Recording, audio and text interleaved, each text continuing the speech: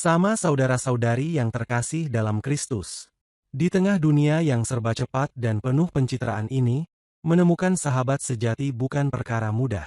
Kita seringkali dikelilingi oleh orang-orang yang hadir saat kita berada di puncak, tapi perlahan menghilang saat hidup kita mulai runtuh. Ada yang tersenyum di depan, tapi menusuk dari belakang. Ada yang memuji saat kita berjaya, tapi mencemooh ketika kita gagal. Persahabatan seperti itu terasa hambar, rapuh, dan penuh syarat. Namun di antara semua wajah palsu itu, ada satu pribadi yang cintanya tak tergoyahkan oleh situasi, Yesus Kristus. Dia adalah sahabat sejati, yang mencintai tanpa pamrih, menerima tanpa syarat, dan tetap tinggal ketika semua orang pergi.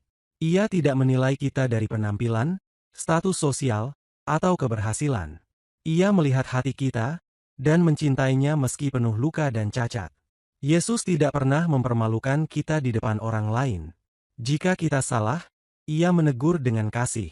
Jika kita jatuh, Ia tidak berbalik arah. Ia duduk di samping kita, mengulurkan tangan, dan berkata, "Ayo bangkit, aku masih bersamamu." Ketulusannya bukan hanya dalam kata, tapi nyata dalam tindakan. Bahkan nyawanya pun diberikan untuk menyelamatkan kita. Itulah puncak cinta seorang sahabat sejati. Lalu, bagaimana dengan kita? Sudahkah kita menjadi sahabat yang mencintai dengan ketulusan yang sama? Mudah mencintai saat semuanya baik-baik saja. Tapi bagaimana saat sahabat kita membuat kesalahan besar? Saat dia jatuh dalam kegagalan?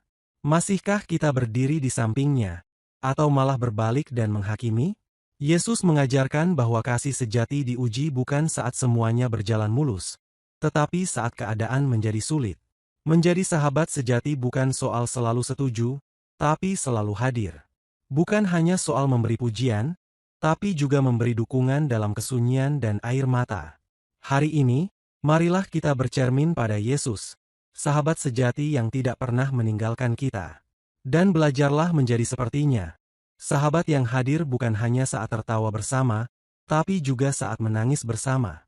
Sebab dunia tak butuh lebih banyak teman pesta, tapi lebih banyak sahabat yang setia di musim paling gelap kehidupan. Semoga bacaan Injil hari ini dapat menginspirasi aktivitas dan kegiatan kita hari ini. Jika video ini memberkati Anda, jangan lupa untuk like, subscribe, dan share.